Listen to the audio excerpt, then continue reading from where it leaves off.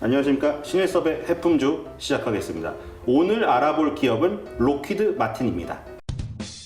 요즘처럼 다시 이런 군수업체나 방산업체, 무기 이런 데 관심을 갖게 된 때가 오랜만인 것 같습니다. 뭐 다들 세대에 따라 경험이 다르겠지만 저 같은 경우에는 어렸을 때는 이제 어떤 건담 프라모델들을 모으는 아이들이 있었어요. 초등학교 때부터. 근데 저는 그게 만들기가 너무 어렵더라고요. 근데 어떤 애들은 초등학생 저학년이었는데도 탱크 같은 거 있죠. 탱크랑 무슨 비행기를 조립하는데 그 조각이 엄청 많은 거를 집에서 하고 있더라고요. 막 그걸 만들어 놓은 거 구경하는 거는 재밌었어요. 근데 제가 직접 그걸 만들긴 어려운데 보기에 정말 멋있더라고요. 그리고 나서 그냥 그거를 멋있다, 저런 것도 있구나, 이런 정도로만 생각하고 있다가 걸프전이란 게 제가 어릴 때 좀 일어났었어요.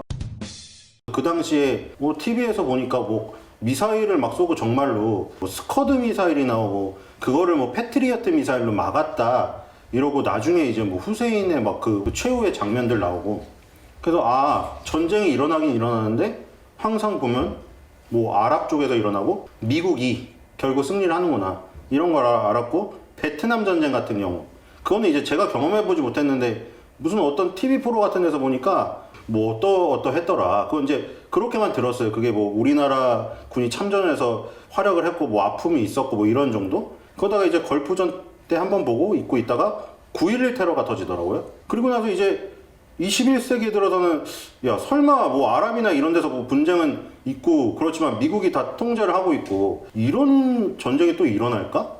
근데 요즘에 다 그러잖아요. 아니 21세기에도 저렇게 전쟁이 일어날 수 있구나.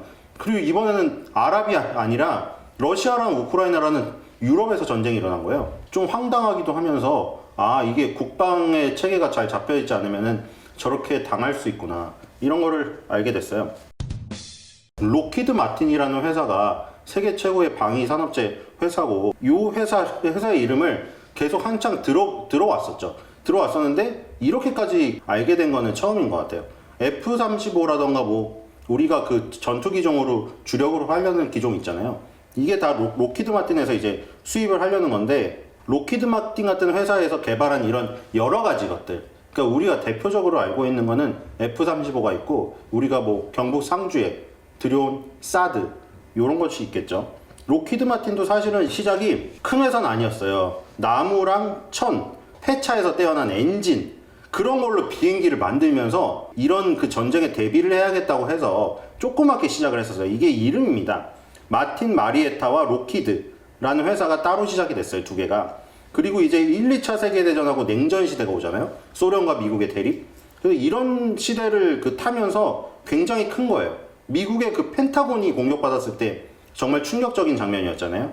펜타곤이 국방부가 있는 곳인데 전투기나 수송기 비롯해서 다양한 무기를 생산하는 업체를 찾고 있었는데 바로 마틴 마리에타와 록히드가 타겟이 된 거죠. 그래서 1995년에 이 두 회사가 합병을 했습니다. 근데 마틴 마리에타도 보면은 마틴하고 마리에타라는 이름이 두 개가 있잖아요. 그게 1961년에 그랜 마틴하고 아메리카 마리에타가 합병한 거예요. 그러니까 마틴하고 마리에타가 합병한 마틴 마리에타가 있었는데 록히드랑 또 합쳐진 거예요. 그러니까 이 안에는 세 가지 회사가 들어가 있는 거죠. 록히드 마틴은 마틴 마리에타와 1912년 설립된 록히드가 1995년 합병돼서 탄생한 회사다. 지금은 이제 세계 최고의 방위 산업 회사로 떠오르게 되었죠.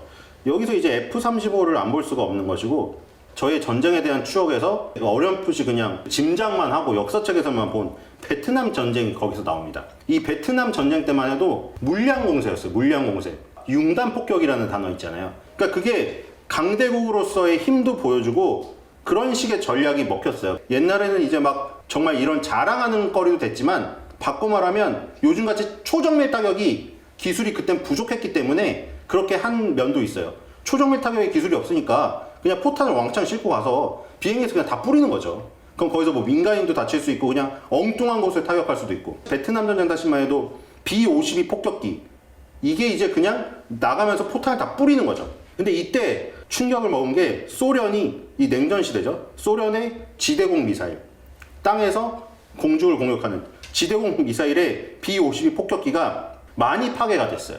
그래서 미국이 여기서 충격을 먹고 이거 지대공 미사일에 파괴되니까 안 되겠다. 해서 스텔스기를 개발하기 시작해. 이때부터 1970년대 중반부터 비공개로 스텔스기를 개발하는데 바로 록히드 마틴사의 비밀 조직이 있습니다. 이름은 알려져 있는데 어떤 F-35의 재원이라는 건 정말 철저히 비밀을 붙여줬어요. 스컹크 웍스라는 개발팀이 있습니다.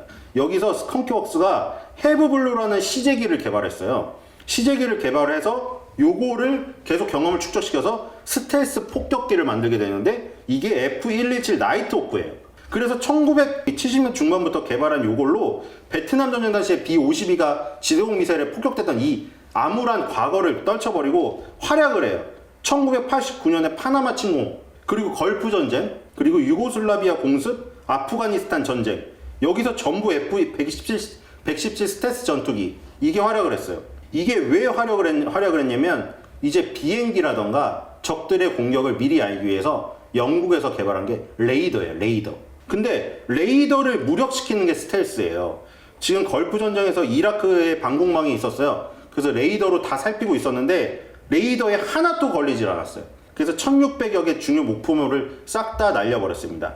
그래서 F-35 개발 사업을 이제 록히드 마틴이 설계하고 생산을 하는데 지금 아까 전에 이제 헤브블루라는 시제기를 개발한 스컹크 웍스의 그 초반 기술로 결국 탄생하게 됐다.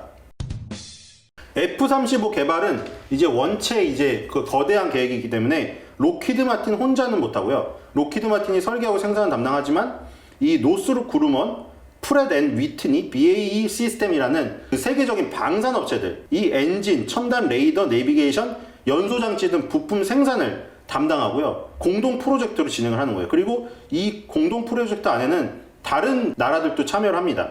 영국, 오스트레일리아, 캐나다, 덴마크, 이탈리아, 노르웨이, 터키 8개국이 10년 동안 43억 7,100만 달러를 F-35 개발비를 같이 부담하면서 미국의 우방들과 함께하는 프로젝트예요.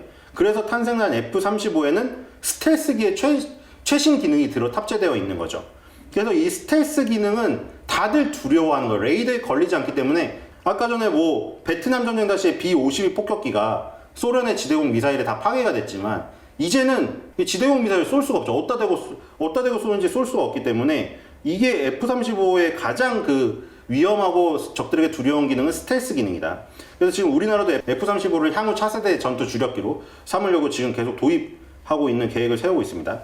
그리고 지금 우크라이나 사태 때문에 지금 록히드 마틴을 포함해서 방산업체들의 주가가 더 올라가고 있는 건데 일단 지금 젤렌스키 우크라이나 대통령이 다른 나라와 화상회의를 하면서 우리나라에 제발 도와달라 이렇게 하고 있어요. 지금 그래서 뭐 독일도 그렇고 미국도 그렇고 계속 무기를 지원해준다, 뭐 무기를 지원해준다는데 이게 어떻게 도대체 지원해주는지 잘 이해가 안 갈 거예요. 저 무기를 어떻게 저기다 우크라이나에다 날라서 지금 러시아랑 싸운다고 하는 것인가? 어떻게 하는 거냐면 미국이 이제 여러 그 세계 2차 대전 이후에 패전국들을 중심으로 다 주둔을 하기 시작했어요. 거기에 있는 무기들이 있고 우크라이나와 접경한 나토 동맹국들이 있어요. 일단 나토 동맹국들로 수송기로 옮긴 다음에 이제 유럽 땅을 밟았으니까 거기서는 육로로 우크라이나 군에게 전달을 해주는 거예요. 뭐 미국이 항상 이런 전쟁 때마다 이득을 받느니 자기네는 어차피 본토에는 타격이 안 오니까 뭐 이런 얘기가 있지만 록히드 마틴 같은 방산업체도 수익을 봐야 되잖아요. 이런 거를 이용을 잘해요. 예를 들어 지금 터키는 미국의 우방이고 우리나라의 우방이기도 하죠. 6.25 때도 우리나라 참전했잖아요.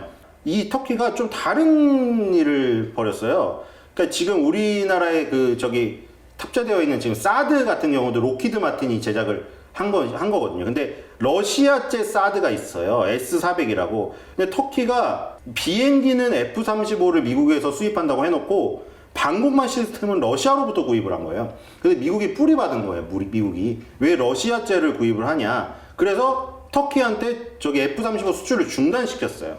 그런데 이번 저기를 이용해서 방공망 시스템을 이 위기에 우크라이나에 제공을 해라. 그러면은 터키 너네 미국 F-35 전투기 판매 재계약 해주겠다. 이렇게 또 협상을 지금 하고 있어요. 어떻게 보면 창이라고 할 수가 있는 F-35 전투기는 전 세계로 지금 수출되고 있다. 그 다음 이제는 방패죠, 방패. 록히드 마틴이 이제 방산업체보다 보니까 우리가 항상 창과 방패가 중요하잖아요. 찌르는 것도 중요하지만 적의 위협이 왔을 때 방어를 해야 되잖아요. 바로 우리 그렇게 논란이 되었던 사드, 이것도 이제 록히드 마틴에서 개발해서 제작을 한 겁니다.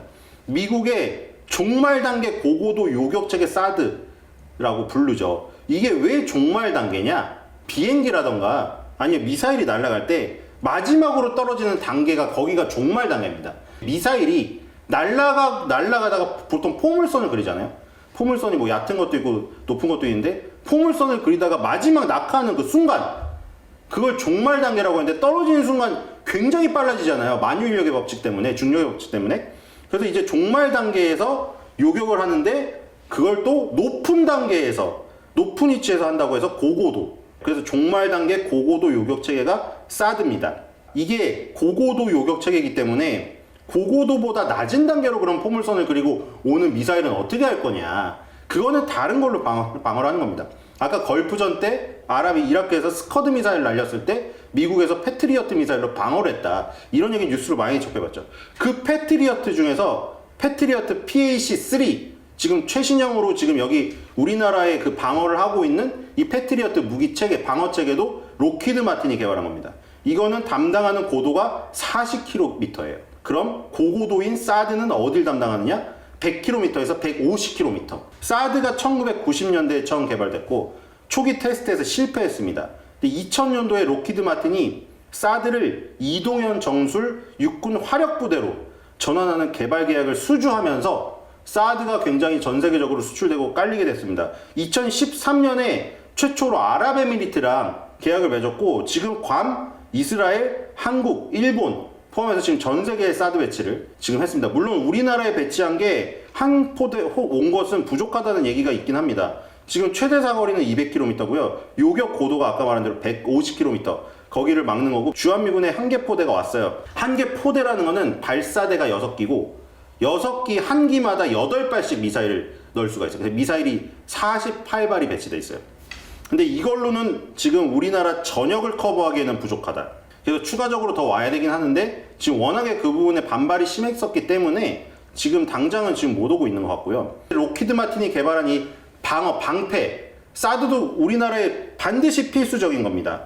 그리고 2019년 8월까지 진행된 시험 과정에서 16회 연속 미사일 요격에 성공했다는 기록은 있는데 사드가 지금 전 세계 아랍에미리트를 위주로 해서 배치가 되고 있다고 했잖아요. 근데 실전에서 쓰인 게 케이스가 안 나왔기 때문에 이것도 실험에만 성공한 거지 실전에서는 성공한 케이스가 없는데 어떻게 믿습니까? 근데 이제 드디어 실전 사례가 하나가 나왔습니다.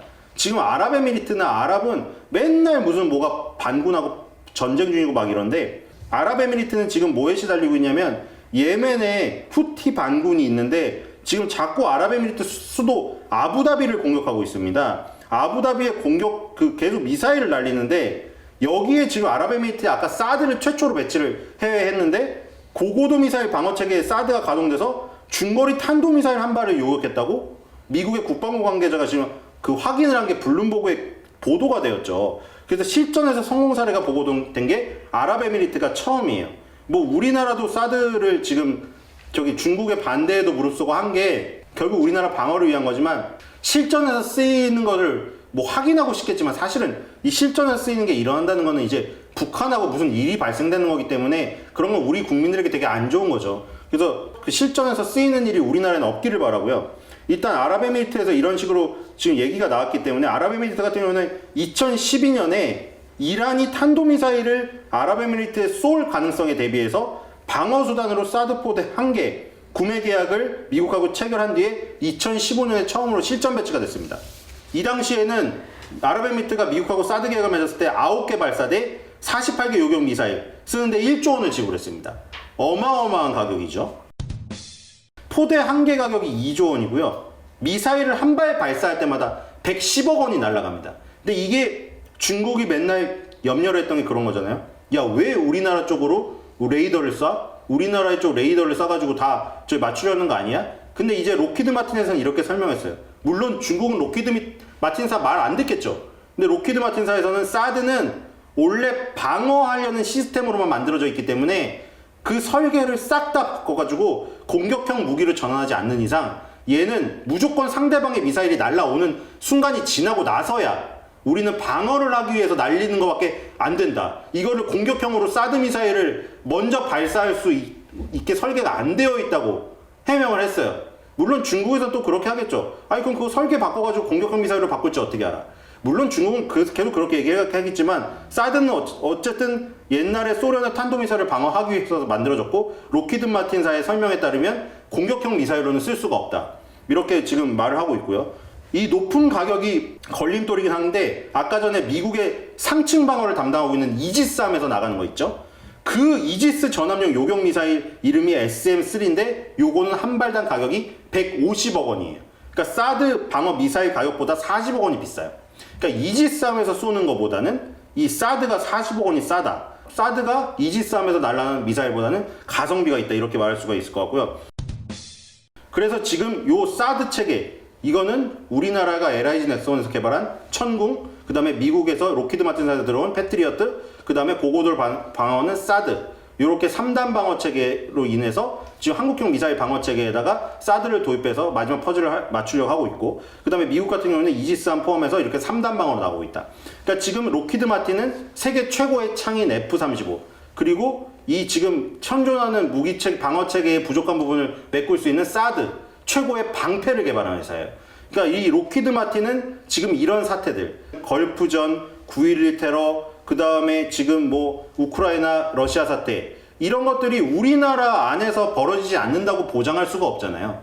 그렇기 때문에 지금 우리나라도 열심히 개발하고 있고, 우리나라의 어떤 국방비라든가 국방의 이런 그 무기 체계의 능력이 지금 당장 굉장히 급성장하기가 힘들기 때문에 이런 미군의 어떤 최첨단 무기들을 들여올 수밖에 없는 형국이고, 거기서 이제 로키드 마틴이나 레이시온 테크놀로지 이런 회사들의 기술력이 들어간 무기 체계를 많이 도움을 받아야 될 수밖에 없습니다. 그리고 지금 뭐 F5라던가 옛날에 정말 너무 오래된 비행기들이 추락해서 안타깝게 30대에 그 청년의 그 꽃다운 그 전투 비행사분들이 사망하는 사건들이 자꾸 일어나잖아요. 그래서 최근에 대선 후보들도 지금 얘기를 많이 했었고, 지금 당선인도 얘기를 했었고, 지금 이런 그 F-35 차세대 전투기로 빨리 변화를 시켜야 된다. 그렇기 때문에 앞으로도 로키드 마틴사는 지금 우리나라뿐만 아니라 대만, 일본 이런 그 나라들이 전부 다 F-35 구매를 지금 요구를 하고 있어요. 그래서 로키드 마틴사는 러시아, 우크라이나 사태를 계기로 해서 또 한 번 성장할 수 있는 어떤 기회를 맞은 거죠. 미국 본토는 타격을 안 당하면서 다른 나라의 전장에서 실험할 수 있는 기회. 그 실험을 통해서 또 조정을 해가지고 어떤 잘못된 점을 고칠 수 있는 기회, 이런 것들을 얻게 되는 거죠. 그러니까 미국의 최고의 회사, 세계 최고의 방산회사 로키드 마틴은 미국 본토에 타격을 입지 않으면서 이런 커다란 전쟁의 위협으로부터 굉장히 성장할 수 있는 기회를 가졌다는 게 정말 이 기업과 주식에는 커다란 모멘텀이 될 수밖에 없다. 지금 뭐 전쟁 관련 주식에는 관심이 없었지만 F-35, 사드는 한 번씩은 들어보셨던 분들, 이런 분들은 아, 전쟁 관련주가 뭐 전쟁 뭐 군사 전문가나 이런 사람들만 투자하는 게 아니라 우리 일상생활 속에 북한과 아직도 지금 전쟁 중이에요. 휴전 중인 이런 국가의 국민으로서 굉장히 필요한 이런 무기 체계라는 것을 뭐 관심을 가져보셔야 될 것 같고요. 로키드 마틴 주식에도 관심을 가지셔야 된다라고 생각이 됩니다. 오늘은 로키드 마틴에 대해서 알아봤고요. 다음 시간에 또 재미있는 기업으로 찾아뵙도록 하겠습니다. 신일섭의 해품주 여기서 마치도록 하겠습니다. 감사합니다.